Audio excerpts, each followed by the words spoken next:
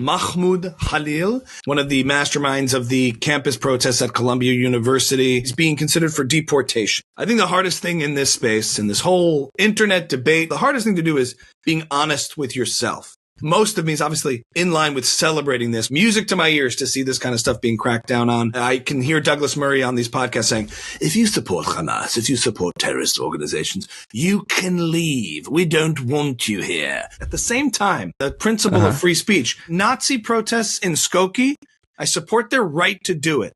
And we've been making these arguments for years in the face of woke leftism that wants to shut down any speech they find objectionable. They don't want to hear ideas they don't like. I was very much on board with that idea of defending free speech, not just legally, but as a principle to say, we need to be able to hear these objectionable ideas. And the way to combat bad speech is with good speech. And now to be just instinctively, as a gut reaction, celebrating the removal of somebody who led a protest movement. I know that there are legitimate legal reasons that he should be kicked out. And it's not because he had objectionable views.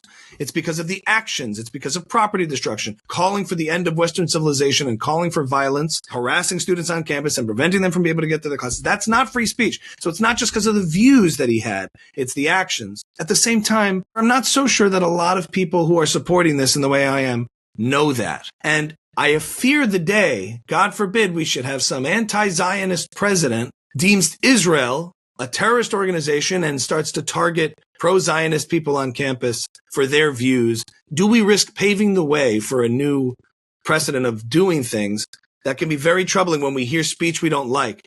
I know this is defensible. I defend kicking him out of the country. It's not because of the speech.